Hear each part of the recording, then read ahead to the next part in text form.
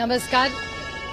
आज बाप्पा, संदीप भैया, जितेंद्र आव्हाड हे तिघं गेले जवळपास महिनाभर जी घटना बीड आणि परभणीमध्ये झाली त्याबद्दल पोटतिडकीने सातत्याने हे सगळे प्रत्येक मार्गाने त्या दोन्ही कुटुंबाला न्याय मिळेल ह्याच्यासाठी प्रयत्न करतायत। संसदेमध्ये पहिला आवाज कोणी उठवला असेल तर त्या व्यक्तीचं नाव बजरंग अप्पा सोनवणे। बजरंग अप्पा सोनवणेंनी ही घटना झाल्या तातडीने ते पार्लमेंट कामकाज सुरू असताना कामकाज सोडून बीडला गेले। बीडमधून सगळी माहिती घेतली, तातडीने दिल्लीला परत आले। आम्ही दोघं एकत्र, त्यांचा हट्ट होता की ताई नाही मला आजच रेज करायचं, म्हणून आम्ही पहिलं स्पीकर ऑफिसला चिठ्ठी पाठवली।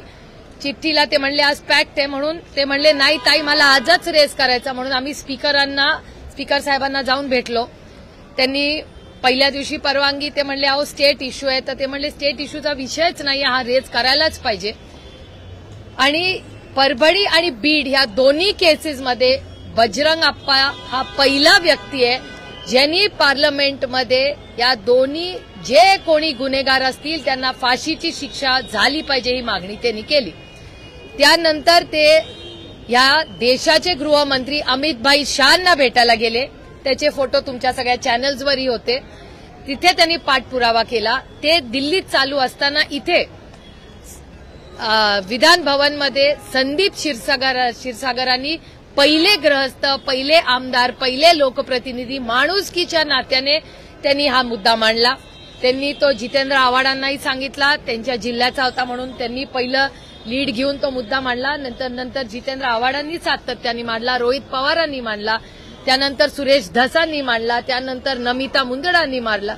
अशा अनेक लोकांनी हे मुद्दे गेले 30 दिवस सातत्याने मांडलेले आहेत। मी जाहीरपणे मीडियाचे आभार मानते की माणुसकीच्या नात्याने एक अतिशय क्रूर घटना, दुर्दैवी घटना ही परभणी आणि बीडमध्ये झाली, पण माणुसकीच्या नात्याने we are all on the same side. आपल्या सगळ्यांची एकच भावना आहे, ही क्रूर हत्या जी झालेली आहे, चुकीची घटना जी झाली आहे त्याला न्याय मिळावा। त्यामुळे कितीही दुर्दैवी घटना असली तरी एक आशेचं किरण एवढंच आहे की सगळ्यांनी स्वतःचे राजकीय मतभेद बाजूला ठेवून माणुसकीचा नात्याने मीडिया आणि हे सगळे लोक आज उभे आहेत। आणि शेवट जोपर्यंत त्या कुटुंबाला, दोन्ही कुटुंबांना न्याय मिळत नाही तोपर्यंत माणुसकीच्या नात्याने सगळं राजकारण बाजूला ठेवून त्या कुटुंबाला न्याय देण्यासाठी आज हे सगळे प्रयत्न करतायत।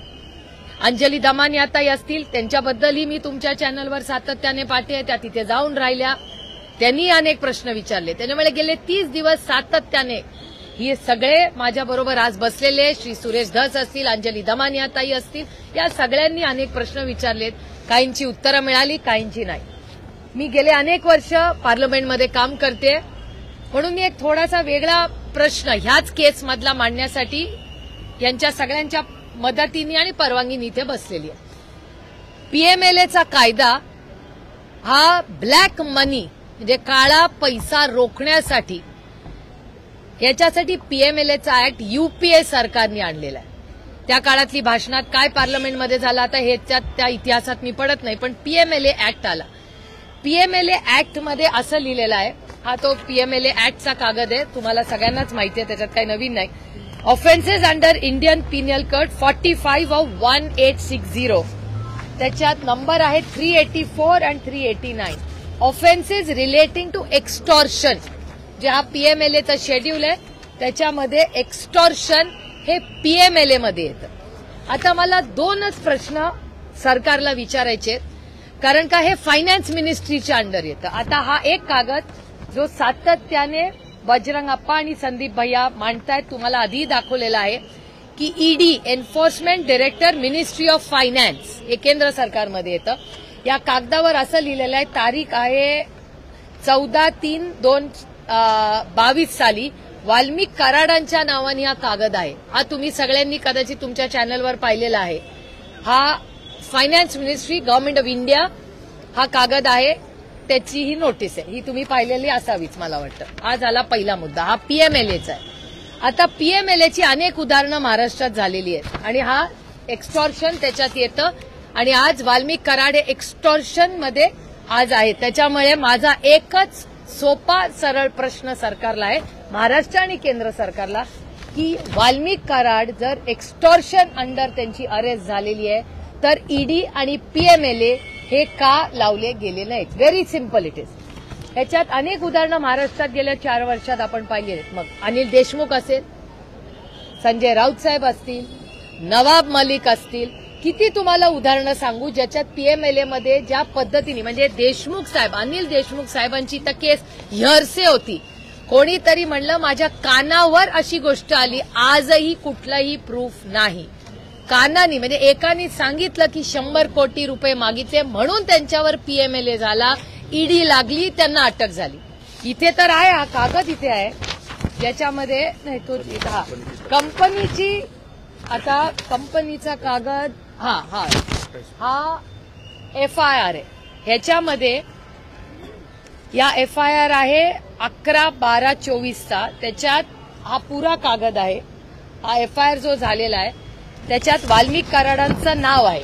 ते बघा, इथे वाल्मिक कराडांचं नाव आहे आणि वाल्मिक कराडांचं नाव असताना त्या एफआयआर मध्ये हा कोणी राजकीय व्यक्तींनी केलेला एफआयआर नाहीये, हा कंपनीने केलेला एफआयआर आहे. इथे बघा, अवधा कंपनीनी 2 कोटी रुपये 28/5/24 28/5/24 हे सगळे डॉक्युमेंट्स आहेत. I am happy to share them. याच्यामध्ये म्हणजे तुम्ही विचार करा की खून झाला जेव्हा संतोष भाऊंचा, तेव्हा 2 दिवस आधी ऍक्शन झाली नव्हती जेव्हा पोलिसला माहिती होतं. आणि एक्स्टॉर्शन जेव्हा झालं, ऑलरेडी ही ईडीची नोटीस वाल्मिक कराडांच्या नावाने ऑलरेडी एक्झिस्टिंग आहे. ही असताना जेव्हा ऑफेन्स, हा एफआयआर, हे बघा, ऑफेन्सेस ऑफ एक्स्टॉर्शन असताना, हे सगळं असताना हा जो एफआयआर केला त्याच्यात ऑलरेडी 22 मध्ये त्यांच्यावर ईडीची केस आहे, नोटीस आलेली आहे, ही परत आहे. तर एक्स्टॉर्शनची ही नोटीस कंपनीने केलेली असताना व्हाय इज देअर नो ऍक्शन? म्हणजे अनिल देशमुख, संजय राऊत, नवाब मलिक यांना आयक्यू गोष्टींवर त्यांच्यावर आरोप झाले, ईडीची केस झाली, त्यांना अटक झाली. ह्या तर अवधा कंपनीच्या अधिकाऱ्यांनी मे मधील कंप्लेन आहे, 28/5/24, बरोबर, 28 मे, बरोबर आहे माझं काय प्लीज चुकत असेल तर प्लीज मला करेक्ट करा. पण 28 तारखेला म्हणजे May to December, May, June, July, August, September, October, November, December, 8 महिने झाले. 8 महिन्यामध्ये वाल्मिक कराडांवर कंप्लेन असूनही आधीची एक केस, ही केस असताना, हा एफआयआर झालेला असताना, करेक्ट, ही तिसरी आहे. तर ह्याच्यावर ईडीचा रोल का नाहीये? माझी ईडीला विनंती आहे की फायनान्स मिनिस्ट्रीमध्ये आपण सगळ्यांनी मिळून तो बिल पीएमएलएचं पास केलेलं आहे, तर कदाचित ह्या सरकारकडून ही माहिती केंद्र सरकारला दिली गेली नसेल तर बाप्पा आणि मी फायनान्स मिनिस्ट्रीला हे पत्र लिहिणार आहे. आम्ही आता बजेट सेशन जेव्हा सुरू होऊ तेव्हा फायनान्स मिनिस्ट्रीचीही भेट घेणार आहे की या ईडीच्या केसमध्ये जर इन्व्हेस्टमेंट्स महाराष्ट्रात यायच्या असतील, असं जर एक्स्टॉर्शन झालं तर आपल्या महाराष्ट्रात कोण इन्व्हेस्टमेंट करेल? हे खूप चिंताजनक आहे. हा विषय फार गंभीर आहे. हा राजकीय विषय नाहीये, हा सामाजिक विषय आहे. महाराष्ट्रामध्ये जर असं एक्स्टॉर्शन सुरू झालं तर इन्व्हेस्टमेंट कोण करेल? आणि एवढंच नाही, त्यांनी केस केली आहे. अहो, आम्ही राजकीय म्हणून तुम्ही आम्हाला न्याय देऊ नका, विरोधक म्हणून, पण इन्व्हेस्टरला पण महाराष्ट्रात न्याय मिळणार नाही. आता 6 महिने, मे टू डिसेंबर, आपण जानेवारी महिन्यामध्ये आहोत. का या कागदावर ऍक्शन केलेली नाही? का ईडी आणि पीएमएलएची ऍक्शन झाली नाही याच्यावर? याचं उत्तर आम्हाला द्यावं लागेल. आणि माझे 3च प्रश्न या सरकारला आहेत की संतोष देशमुखांचा हत्या हा एक केस आणि दुसरी फायनान्शियल फ्रॉडची. फायनान्शियल थ्रेट किंवा क्राईम जर झाला, तिथे लॅब्स असेल तर ईडी गेट्स इन्व्हॉल्व्ड. का ईडी याच्यात इन्व्हॉल्व्ह झालेली नाही? 2 दिवसाची गॅप, पुन्हा सांगते, हे आता इंटरकनेक्टेड आहे. म्हणजे वाल्मिक कराडांना ही स्पेशल ट्रीटमेंट सातत्याने का दिली जाते? 2 दिवस जेव्हा धमकी दिली 2 दिवस तेव्हा जर पोलिसने ऍक्शन घेतली असती तर कदाचित संतोष भाऊंची हत्या झाली नसती आणि 6 महिने हे जर एक्स्टॉर्शन वर पीएमएलए जर ऍक्शन घेतली असती तर कदाचित अवधा कंपनीच्या पुढे एक्स्टॉर्शनचा इश्यूच राहिला नसता. आता ह्याचं उत्तर आम्हाला महाराष्ट्र सरकारला द्यावं लागेल. आणि पुढची गोष्ट, आणि मी एकटी मांडलेलं नाहीये, ह्याच्यात ह्या सगळ्या गोष्टी ह्यांनी सगळ्यांनी मांडलेल्या आहेत, सगळ्या पक्षातल्या लोकांनी मांडल्या आहेत, अंजलीताई दमानेंनी पण मांडलेले आहेत. पण ह्याच्यापुढे आम्हाला काही उत्तर मिळत नाही. त्याचबरोबर ही एक बागी असताना लाडली बहीण योजना, या योजनेचे अध्यक्ष, प्लीज आय स्टँड करेक्टेड, माझं काही चुकीचं असेल तर I am happy to be corrected, की जेव्हा बीड मध्येची जी कमिटी आहे त्याचे अध्यक्ष हे करेक्ट परळी तालुक्याचे अध्यक्ष आजही करेक्ट आजही वाल्मिक कराड आहेत. आता ही योजना आली कुठल्या महिन्यात? ही लोकसभेनंतर आली. लोकसभेच्या आधीच हा एक्स्टॉर्शनचा गुन्हा होता. ज्या माणसावर एक्स्टॉर्शनचा गुन्हा आहे त्याला तुम्ही महिलांच्या या लाडली बहीण योजनेचा अध्यक्ष करता, जे किती असंवेदनशील. It's just shocking. मला ह्या 3च प्रश्नाची उत्तरं पाहिजेत की हे ईडी आणि पीएमएलए का नाही ह्याची अंमलबजावणी झाली. आज 30 दिवस झाले त्या हत्येला, क्रूर हत्येला. आजही एक त्यातला खुनी इन्व्हॉल्व जो आहे तो फरार आहे. तर त्याचं उत्तर सरकारला आपल्याला द्यावं लागेल. आणि लाडली बहीण योजनेचा आजही परळीचे ते अध्यक्ष आहेत. त्याच्यामुळे अनिल देशमुख, संजय राऊत, नवाब मलिक यांना या देशात एक कायदा आणि वाल्मिक कराडांना एक कायदा, असं का? मी कुठलाही आरोप करत नाही या सरकारवर. मी फक्त पारदर्शकपणे लोकशाही पद्धतीने प्रश्न विचारते की जर ह्या देशामध्ये हा देश जर संविधानाप्रमाणे चालत असेल तर मग 3 नागरिकांना एक कायदा आणि एका नागरिकाला वेगळा कायदा, याचं उत्तर महाराष्ट्राच्या आणि केंद्र सरकारने द्यावं. आणि हा इश्यू बाप्पा आणि मी महाराष्ट्राच्या मायबाप जनतेच्या वतीने पार्लमेंटमध्ये आम्ही आता जेव्हा 30 तारखेला पार्लमेंट सुरू होईल याच्यात हे मांडणार आहे. आणि याच्यासाठी आम्ही फायनान्स मिनिस्टर ऑफ इंडिया निर्मलाताई सीतारामन यांचीही भेट घेणार आहे की त्यांनी आम्हाला समजून सांगावं. कारण का तो ऍक्ट जेव्हा पीएमएलएचा पास झाला तेव्हा मी संसदेत मेंबर होते, तेव्हा आम्ही सगळ्यांनी भाषणं केली आहेत, आम्हाला माहिती आहे ऍक्ट काय. हा फायनान्शियल फ्रॉड तुम्ही सांगताय, मग धनंजय मुंडे पण या फायनान्शियल फ्रॉडचे पार्टनर्स आहेत का? कारण की धनंजय मुंडेच्या ज्या पत्नी आहेत राजश्री मुंडे, त्यांच्याबरोबर देखील वाल्मिक कराड यांचे अनेक खात्यांमध्ये संबंध आहेत, त्याचसोबत जमीन व्यवहार आहेत, हा प्रश्न भागीदारी आहे. नाही, तुमचा प्रश्न हा रास्त आहे, पण त्याचं उत्तर माझ्याकडे नाही ना, मी नाही ना सरकारमध्ये. त्याचं उत्तर सरकारला द्यावं लागेल. This is the first foot in the door. नाही, हे जे हे घ्या ना, आवाज आहे काय? नाही, हे आहे, मी वाचून दाखवते तुम्हाला. हा एफआयआर आहे, हे काय माझं पर्सनल डॉक्युमेंट नाहीये. हा एफआयआर आहे. हे बघा इथे लिहिलेलं आहे सगळं. तारीख काय आहे? 11/12/24. हे लेटेस्ट आहे. याच्यात आहे वाल्मिक कराड, विष्णू चाटे आणि Sudarshan Gule. I am happy to share this document.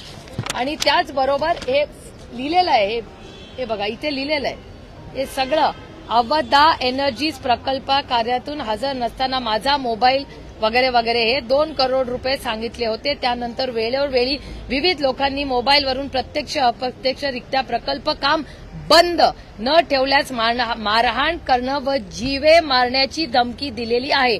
हे याच्यात लिहिलेलं आहे. This is not. हे बघा. आणि 28/5/11 वाजता हे सगळं झालेलं आहे. हे सगळं माहिती या एफआयआर मध्ये. नाही, ही बघा, ही ती कंप्लेन आहे. हे तर ईडी आहे, enforcement director ED, ministry of finance. ती ही आहे Rajesh Kumar, assistant director. I consider the attendant of Shri Valmik Karad necessary in connection with investigation. आता हे इन्व्हेस्टिगेशन काय मला नाही माहिती. ही नोटीस आलेली आहे. ही फायनान्स मिनिस्ट्रीची नोटीस आहे ना. इतका दिवस होऊन सुद्धा धनंजय मुंडे यांचा राजीनामा होत नाही, कारण की तिथे पोलिसांना बदललं जातं, जे एसआयटी पथक आहे त्यातले अधिकारी बदलले जातात, पण मात्र मंत्री मात्र कायम राहतात. तर त्याच्यावरती तपासावरती प्रभाव निर्माण होणार नाही. मला असं वाटतं याचं उत्तर आहे, मी गेले अनेक दिवस म्हणते, त्यांची मागणी ही फक्त आमच्या कुणाकडून होत नाही, फक्त राज्यातून भावना आहे. आणि सरकार काय असतं? सरकार ही लोकांच्या सत्ता काय असते? सत्ता हे माध्यम आहे लोकांच्या आयुष्यात एक चांगला बदल घडवण्यासाठी. तर जर चांगला बदल घडवण्यासाठी ती सत्ता असते, इट इज अ टूल, ते एक माध्यम आहे, ती एक सेवा आहे. तर ती सेवा करण्यासाठी आता तुम्हाला माहिती आहे की अशोक चव्हाणांनी पण नैतिकतेने दिलाच होता राजीनामा. अशी किती उदाहरणं महाराष्ट्रात नाही देशात झालेली आहेत. अहो, एक काळ असा होता की एखादा रेल्वे ऍक्सिडेंट झाला ना तर रेल्वे मंत्री राजीनामा द्यायचे. Lal Bahadur Shastri, you remember those, ते होते. किती लोकांनी असे दिलेले आहेत. तर नैतिकतेच्या जी काय भावना आहे ती सगळ्या चॅनल्सवर आहे. आज 30 दिवस झालेले आहेत. आजही तुमच्या चॅनलवर त्या मुलीचे अश्रू बघून अस्वस्थ व्हायला होतं. म्हणजे काय माणुसकी राहिली आहे का नाही. त्या मुली, काल कुठल्या तरी एका चॅनलवरच मी पाहिलं, त्या मुलीचा भावाचा वाढदिवस होता. म्हणजे अस्वस्थ, म्हणजे मला आश्चर्य वाटतं की ह्या सरकारमध्ये काही संवेदनशीलता राहिली आहे का नाही. आणि एकच गोष्ट म्हणजे एवढ्या अंधारामध्ये एकच आशेचं किरण आहे की आज भारतीय जनता पक्ष आणि त्यांचे काही मित्र पक्षात आजही काही संवेदनशील नेतृत्व आहे. सुरेश धस, सोलंकीजी हे बोलतायत. त्याच्यामुळे मला आशेचं किरण आहे की एवढे ह्या संवेदनशील नेत्यांनी ह्या सगळ्यांबरोबर सगळे राजकीय इलेक्शन्स होतात आणि जातात, माणुसकीच राहते, नातीच राहतात. गृह मंत्रालयाचं हे फेल्युअर आहे का? कारण की आज 1 महिना होतोय हत्येला आणि तरी देखील कृष्णा आंधळे नावाचा जो 7वा आरोपी आहे तो अजून देखील अटकेत नाहीये. पोलीस आपला तपास करतात परंतु पोलिसांना यश प्राप्त होत नाहीये. मला महाराष्ट्राच्या पोलिसांचा खरं सांगू सार्थ अभिमान. मला महाराष्ट्राचे पोलिसांबद्दल म्हणजे जेव्हापासून मी लहानपणापासून बघते त्या वर्दीचा मला अभिमान आहे, त्या व्यक्तींचा मला अभिमान आहे. एक कॉम्पिटेटिव्ह एक्झाम घेऊन या पोलीसमध्ये भरती होतात, कष्टांची परिकाष्ठा करतात. न्यू इयरला आपण सगळे एन्जॉय करतो तेव्हा ते ड्युटीवर असतात. पण ती जी यंत्रणा त्यांच्या मागे, पोलीस वाईट नाहीये, पोलीसच्या मागे जी व्यक्ती आहे जी त्याला चुकीचं काम करायला लावते, अनेक वेळा अशी घटना महाराष्ट्रात झालेल्या आहेत ज्या पोलिसांनी सांगितलंय बाबा हे मी करू शकत नाही, मग बदली पण झालेली.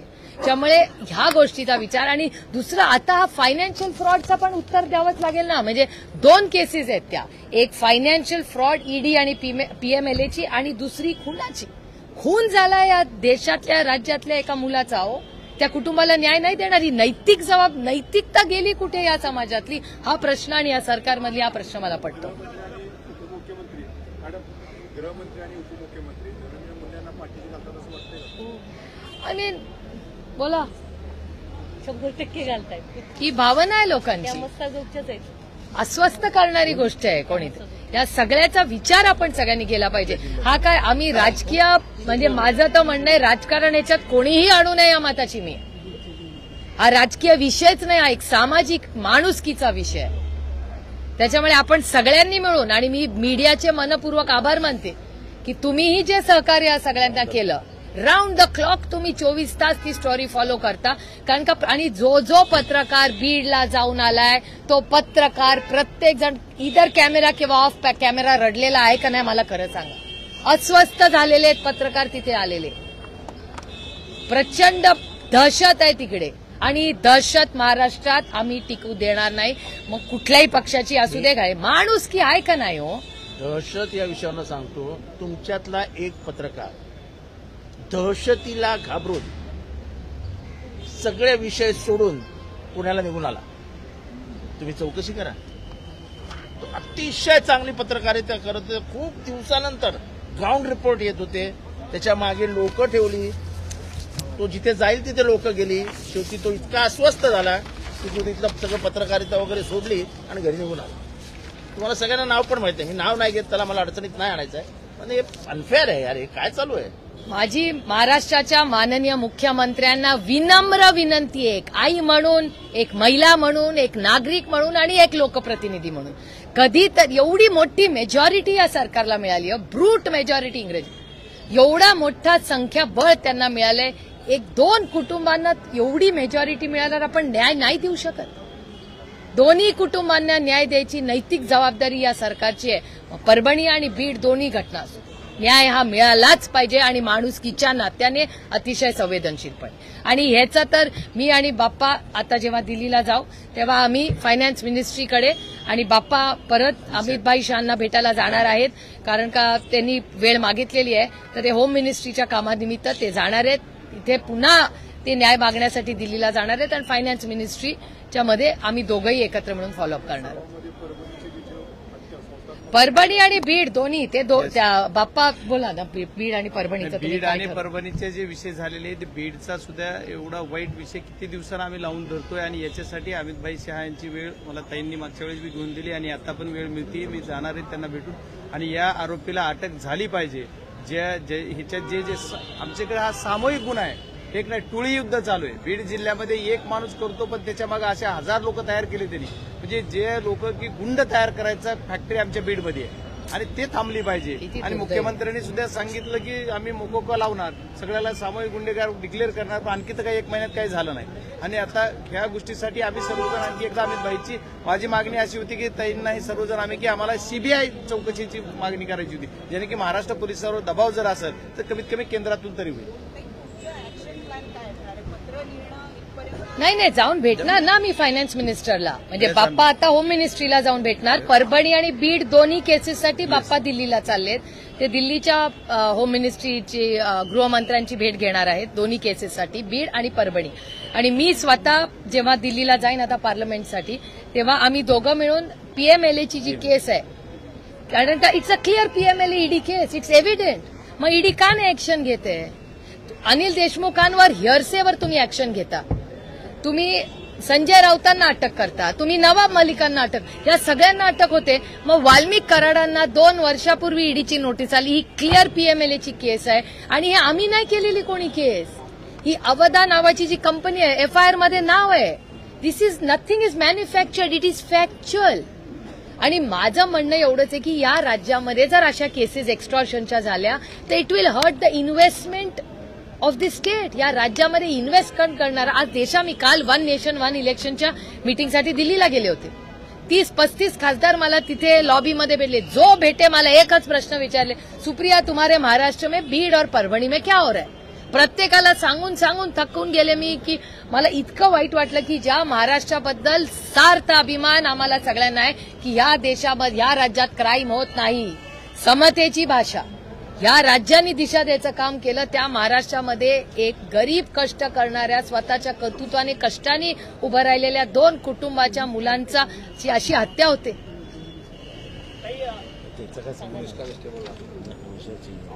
तुम्ही ट्विट केलं होतं काल, गोटेकीचे काय विषय आहे? कुठला गोटेकीच्या संदर्भात माझं झालं नाही, एक मिनिट अजून एक विषय आहे, बोला. हा थांबा, त्यांना इथे बसू दे, मग मी जाते. नाही त्याला इथे बसू. राजेसाहेब देशमुख आहेत. एक मिनिट, हे राजासाहेब देशमुख हा आपला उमेदवार होता. आता सत्य कहाणी सांग, ही आजपर्यंत महाराष्ट्राला समोर. या ठिकाणी आपण जर पाहिलं असेल तर पळी या तालुक्यामध्ये, पळी या मतदारसंघामध्ये कुठलाही कायदा राहिला नाही. आणि मी या ठिकाणी शरद पवार गटाचा उमेदवार होतो. पक्षाचा उमेदवार असताना 201 बूथ वर एकही माणसानं मतं केलेले नाही. एकच माणूस मतदान करतो. माणूस येणार, 1000-2000 असे स्टॉल लावून पैसे वाटप. या ठिकाणी पैशाचे ही त्या माणसानं 2000 रुपये 1000 रुपये घ्यायचे, मध्ये जायचं, आयडेंटिटी दाखवायची, शाई लावायची आणि बाहेर जायचं. बटन दाबताना एकच माणूस, धनंजय मुंडेंनी जी पॉलिसी केली त्या पॉलिसीमध्ये एकच माणूस बटन दाबतो. असे 201 बूथ या ठिकाणी ताब्यात घेतले. अशी जर निवडणुका महाराष्ट्रात झाल्या तर बिहार सुद्धा महाराष्ट्राला परळीला लाजायला ही वेळ या ठिकाणी परळीला आलेली आहे. आता तेवढंच नाही तर ही बोगस मतं व्हायला, बाप्पाच्या निवडणुकीमध्ये लोकसभेमध्ये मतदान बोगस झाले. याच्यावर कोर्टात गेलो, हायकोर्टात गेलो. हायकोर्टानं 122 बूथ अतिसंवेदनशील म्हणून घोषित केले. लोकसभेनंतर हायकोर्टानं घोषित केल्यानंतर त्या ठिकाणी सांगितलं की तिथं सक्षम अशी सीआरएफचे जवान लावून त्या ठिकाणी मतदान घ्या, इन कॅमेरा मतदान घ्या. तर तुम्ही बघितलं, मी एका कॅमेऱ्यावर गेलतो सकाळी 8:15 धर्मापुरीला. 40 वर्षानंतर मी एका बूथला गेलतो धर्मापूरला. 40 वर्षात त्या बूथवर सुद्धा कुणी माणूस जात नाही. 40 वर्ष बूथला गेलो तर तुम्ही बघितलं की ते तुमचा तो व्हिडिओ गाजला मीडियावर की माझ्या सगळ्या अंगावर यायची वेळ आली. सगळे माणसं तिथं सगळं बांधणार. आमचं राज्य इथं असलं सरकारचं राज्य चालत नाही, आमचं राज्य असतं स्वतंत्र. तुम्ही इकडे आलातच कस काय, हा प्रश्न मला उमेदवाराला विचारायला लागले की तुम्ही या बूथवर कस काय आलात. म्हणजे ज्या गावात 5 बूथ आहेत त्या गावात तुम्ही कस काय आलात, ही जर उमेदवाराला प्रश्न विचारत असतील तर मतदारांनी काय करायचं. सर्वसामान्य माणसाचा सर्वसामान्य मतदार हा परळी तालुक्यातला हातबल झाला साहेब, हातबल झाला. माणसं भयभीत झालेत. ही सगळे वाळू माफिया, ही सगळे राख माफिया, आता ही विमा माफिया, ही सगळे वेगळे वेगळे वेगळे माफिया ताकदबाज लोक झालेत. प्रचंड ताकद झाली, प्रचंड शक्ती झाली. किंवा त्या परिसरामध्ये मराठवाड्यामध्ये कुठेही 302 झालं की 302च्या माणसाला जर तो भेटायला गेला वाल्मिकांना, धनंजय मुंडेंना, तर लगेच त्याला एक काळी स्कॉर्पिओ आणि 10 लाखाचं बक्षीस देतात. ते लगेच आमच्या कामाला लाभ. मग या अशा जर टोळ्या तयार झाल्या तर महाराष्ट्रात लोकांना राहायचंय का नाही? बीडच्या आज काय अवस्था झाली साहेब? बीडमध्ये म्हणाला आम्हाला लाज वाटायली. पोराचे उद्या लग्न सुद्धा होणार नाही साहेब. कोण मुलगी देणार आहे एवढं बिहार म्हणल्यानंतर? काय परिस्थिती झाली साहेब? प्रत्येक माणूस हा तिथला हातबल झालाय. कुणाची बोलायची ताकद राहील नाही, शक्ती राहील नाही. या ठिकाणी मी खासदार साहेब असतील, मी आमचे आमदार संदीप भाई असतील, यांचं मी अभिनंदन करतो. किमान प्रश्नाला सुरुवात केली. जितेंद्र आव्हाड साहेबांचं मी अभिनंदन करतो की बीडमध्ये येऊन प्रश्न मांडला. हे वंजारा नाहीत का मग? तुम्ही एकाचं नाव घेत आहे. यापूर्वी बीडमध्ये क्षीरसागर कुटुंबियांचा सुद्धा विषय होता. त्याविषयी काय बोलणार आहात का?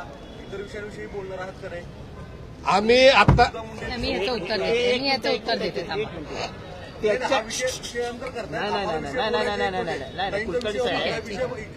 कुलकर्णी साहेब गेले महिनाभर तू माझ्याशी बोलतोय.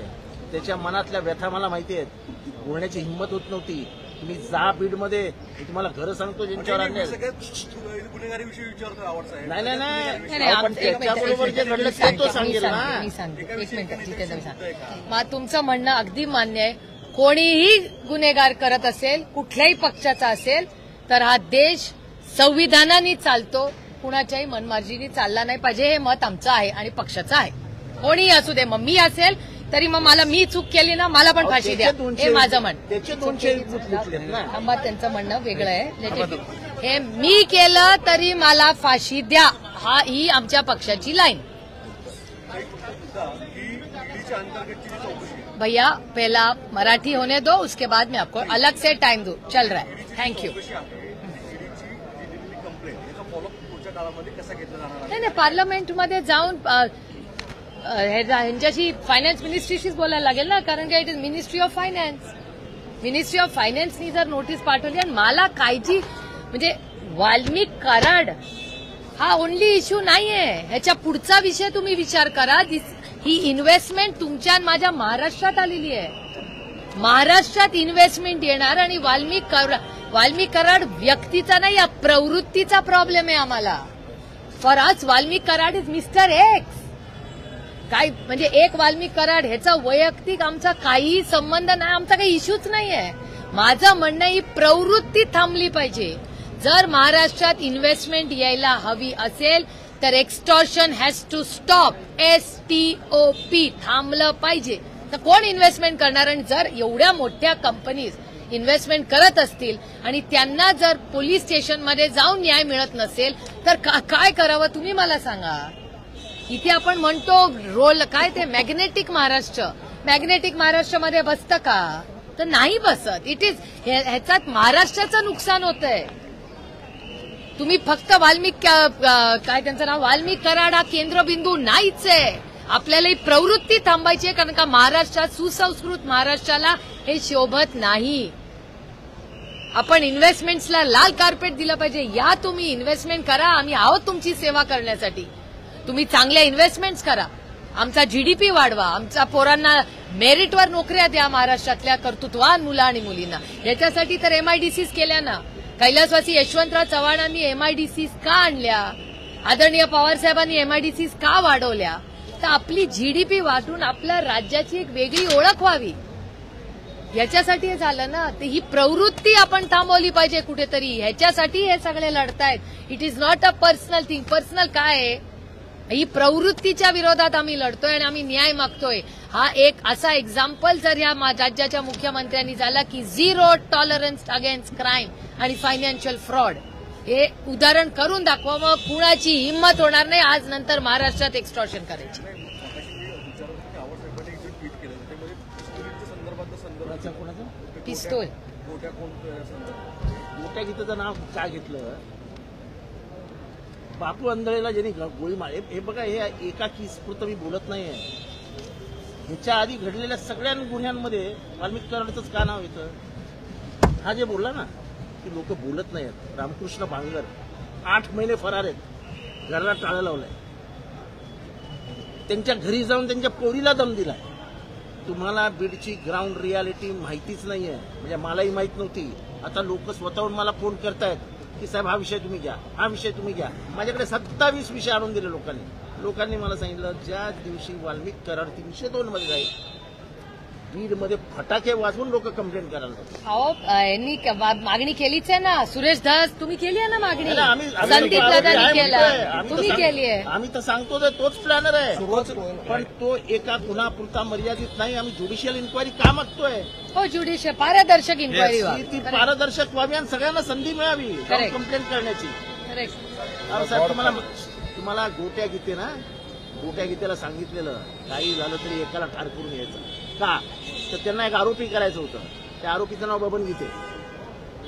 त्यांना कुठल्याही परिस्थितीत बबन गीतेला आग घालायचं होतं, जेणेकरून विधानसभेच्या निवडणुकीत बबन गीते बाहेर नाही राहिला. हा गोट्या गीतेचा काही संबंध नाही, बापू अंधळेचा काही संबंध नाही. गोट्या गीते गेला आणि बापू अंधळेला गोळी मारली.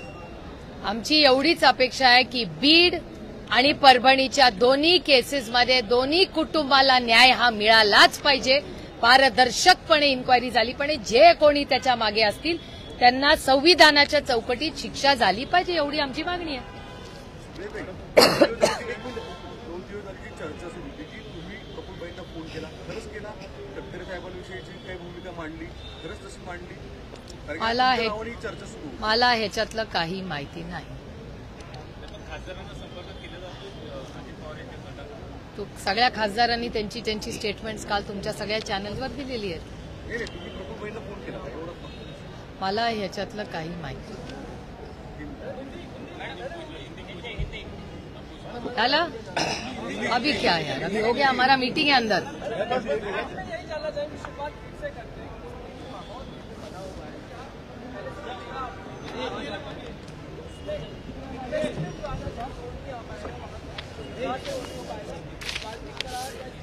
हमारी सिर्फ 3 मांगे हैं.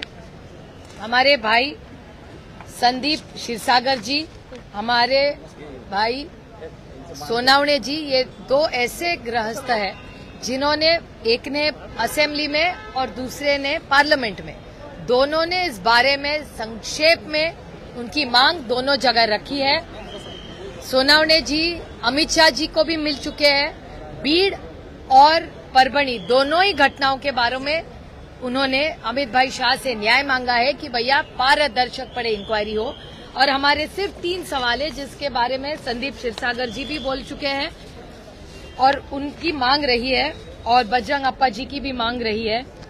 3 हमारी मांगे हैं. पहली मांग कि ये जो फाइनेंशियल फ्रॉड है, एक्सटॉर्शन जो होता है, वो पीएमएलए और ईडी के आता है, उनके दायरे में आता है.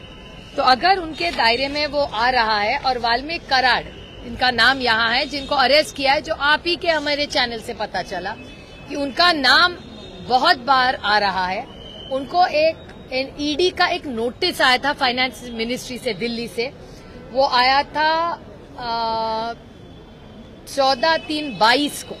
तो इसका आगे क्या हुआ, एक सिंपल सा सवाल है. और एक्सटॉर्शन को इस देश में जब कायदा बना था तब मनमोहन सिंह जी की सरकार थी, और एक्सटॉर्शन को पीएमएलए और ईडी के दायरे में ये आता है. तो अगर एक्सटॉर्शन की केस हो चुकी है, उसका एफआईआर है, तो क्यों नहीं ये ईडी और पीएमएलए में ये केस पे एक्शन क्यों नहीं लिया जा रहा है? ये हमारा पहला सिंपल सा सवाल है. दूसरा हमारा ऐसा सवाल है कि आज तक अरेस्ट बहुत सारी हो चुकी है, लेकिन आज भी एक खूनी है जिसपे आरोप है, उसको अरेस्ट नहीं हुआ. आज 30 दिन हुए. रोज हम टीवी पे उनके जो बच्चे देखते हैं, उनका दुख हमसे किसी से देखा नहीं जा रहा है. ये सब जा चुके हैं, बहुत बार फैमिली से मिल चुके हैं. आदरणीय पवार साहब ने उनको वायदा किया है, उन बच्चों की सारी जिम्मेदारी हम सब प्यार से लेंगे. हम इसमें कोई भी राजनीति नहीं लाना चाहते. ये राजनीति की बात है ही नहीं, ये इंसानियत की बात है। और भले बीजेपी के हो, अजीत पवार के पार्टी के एमएलए हो, बहुत सारे ऐसे महाराष्ट्र के संवेदनशील नेता है जो साथ में इंसानियत के नाते आज ये केस के खिलाफ पूरी ताकत से लड़ रहे हैं, क्योंकि उनको लगता है ये दोनों जो फैमिली है, जो बीड़ और परभणी के, दोनों को न्याय मिलना चाहिए। दोनों हत्या है, चैनल पे रोज दिखाया जा रहा है। और मैं मीडिया की तहे दिल से आभारी हूं कि 30 दिन से आप भी ये जो विषय है वो बहुत सीरियसली ले रहे हैं। और हमारा और एक सवाल है कि 2 दिन का गैप था पुलिस, अगर वो 2 दिनों में अगर पुलिस ने सुना होता तो शायद हमारे भाई संतोष जी आज जिंदा होते। और जो केस एक्सटॉर्शन का हुआ था वो 6 महीने पहले, अवधा नाम की जो कंपनी है, 6 महीने, उसका एफआईआर यही है, उसके सारे डिटेल्स आप ही के पास है। तो ये यहाँ लिखा हुआ है कि 6 महीने पहले की ये बात है। तो 6 महीने में एक्सटॉर्शन अगर पीएमएलए और ईडी की दायरे में आता है तो इस पे एक्शन क्यों नहीं लिया गया, और नहीं लिया गया तो आप कब लेंगे, ये हमारा सवाल है। और तीसरा सवाल है कि लाडली बहन योजना ये लोकसभा के बाद आई, तब तक तो ये तो केस आ चुका था। ईडी, पीएमएलए, एक्सटॉर्शन, मर्डर, सारे जो आरोप इस दुनिया में हो सकते सारे इस गृहस्थ पे थे, श्री वाल्मीकि कराड जी। अगर उनको इतनी सारी नोटिस आई थी तो लाडली बहना योजना के अध्यक्ष परली पे ये श्री वाल्मीकि कराड, उनको कैसे किया गया? जिस आदमी पे एक्सटॉर्शन का आरोप है उसको आप लाडली बहन के योजना का अध्यक्ष करेंगे? और 6 महीने से ये चल रहा है, ये आज की बात नहीं है।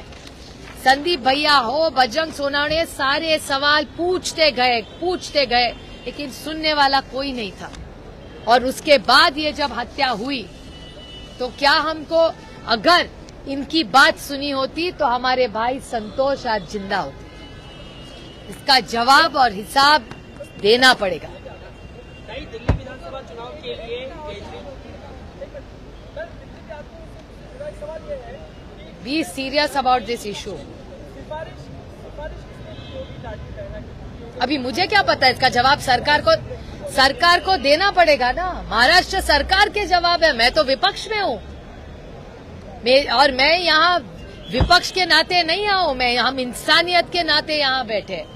इंसानियत के नाते आज इस सरकार की जिम्मेदारी है कि जो सारे पार्टी के, सुरेश धस जी हो, अंजलि दमानिया जी हो, सोलंकी जी हो जो अजीत पवार के पार्टी से है, तो वो मिसेस मुंदड़ा हो जो वहां की सांसद, ये विधायक है, उन सारों ने साथ मिलके इंसानियत के नाते इसका जो भी न्याय हो, उस फैमिली को जब तक न्याय नहीं मिलेगा, हम राजनीति से उठ के इंसानियत के नाते ये दोनों फैमिलीज, परभणी और बीड़ की फैमिलीज के लिए पूरी ताकत से इंसानियत के नाते लड़ेंगे।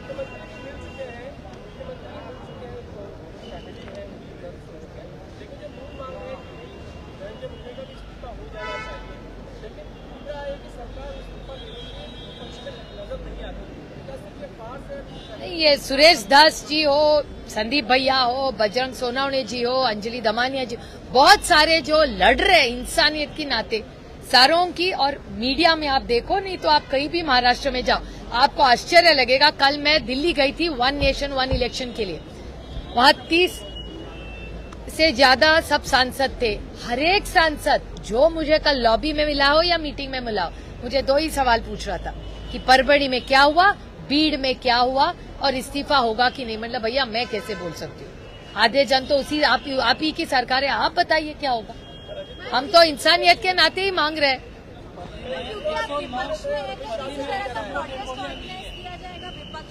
ये विपक्ष की बात थी, कोई भी प्रोटेस्ट विपक्ष के तरह नहीं है। ये पूरी केस इंसानियत के नाते ही लड़ी जाएगी। ये कोई विपक्ष और सत्ताधारी का सवाल ही नहीं है, इंसानियत का सवाल, न्याय का सवाल है, संविधान का सवाल। एक minute, 1 question at a time.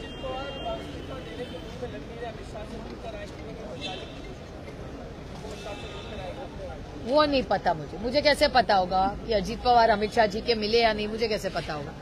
109 territorial ये पड़ती है और बार बार हमेशा धनंजय मुंडे और वाल्मीकि कराड़ के सवाल उठाए जा रहे हैं, लेकिन जिस तरह से धनंजय मुंडे की कार्रवाई नहीं हो रही है, वाल्मीकि कराड़ आज भी एक्सटॉर्शन के मामले में आरोपी है, जो संतोष देशमुख का मामला है उसमें सुरेश दास, बजरंग सोनवणे और संदीप भैया क्षीरसागर, तीनों की मांग रही है, जो मैं आप ही के चैनल पे तीनों की मांग मैंने देखी है कि 302, correct, please correct me if I am wrong, 302 में इन सब के नाम आए और केस चलाई जाए, ऐसी मांग सुरेश दास, बजरंग सोनवणे और संदीप क्षीरसागर जी की मांग है, जो आप ही के चैनल्स पे आई है। तो अगर इतने सारे सांसद, अंजलि दमानिया जी की भी आई और काफी सारे ऐसे सांसद है, प्रकाश सोलंकी जी ने भी मांग की है, वो प्रकाश सोलंकी जी तो अजीत पवार के पार्टी के ही है, उन सब की जो मांग है उन सबको हम उनके साथ रहेंगे सबके, क्योंकि हमारी ये कोई भी ये राजकीय नहीं है, ये इंसानियत के नाते हम सब लड़ेंगे। हत्यांचं सत्र सुरू आहे, नाही पुण्यात हत्यांचं सत्र सुरू आहे, उदारे नावाच्या मुलीचा मीटिंग सुरू झाली, हत्याचा मृत्यू झालेला आहे, याकडे कसं पाहता? राज्यामध्ये गुन्हेगारी वाढली आहे, हा डेटा सांगतो की मी नाही, तुमच्या सगळ्या चॅनल्सवर स्पेशल शोज होत आहेत। मी मागच्याही आठवड्यात ही विनंती केली होती की महाराष्ट्राच्या मुख्यमंत्र्यांना एवढं मोठं मॅन्डेट मिळालेलं आहे, हे मॅन्डेट मिळाल्यानंतर त्यांना माझी विनंती आहे की त्यांनी एक ऑल पार्टी मीटिंग बोलवावी आणि महाराष्ट्रातली ही जी परिस्थिती आहे ती सगळ्यांनी मिळून गांभीर्याने त्याच्यावर चर्चा करावी, ही मी सातत्याने मागणी करते। मैडम एक आखिरी सवाल ये है, दिल्ली में जिस तरीके से स्थिति बनी है, केजरीवाल पूरे दफ्तर से लड़ रहे हैं, शिवसेना हो, टीएमसी हो, इन्होंने अपना समर्थन दिखा दिया है, लेकिन समर्थन देते हुए कांग्रेस अलग पड़ी है क्या वहाँ? एक सशक्त लोकतंत्र, नहीं, एक सशक्त लोकतंत्र में किसको कैसे इलेक्शन लड़ना है इसका अधिकार उनको मिला है लोकतंत्र में, तो मेरे ख्याल से एक सशक्त लोकतंत्र में हर एक को वो अधिकार। पृथ्वीराज चव्हाण जो कहते हैं कि केजरीवाल जीत सकते हैं, ऐसी परिस्थिति है, ऐसे में कांग्रेस खुद नाराज है पृथ्वीराज चव्हाण से, उनको पार्टी में देने सभा कर नहीं, मैंने ये स्टेटमेंट सुना नहीं है, तो जब तक मैं सुनूं नहीं मैं कुछ कह नहीं, टिप्पणी नहीं कर सकती। हमारी मीटिंग के बाद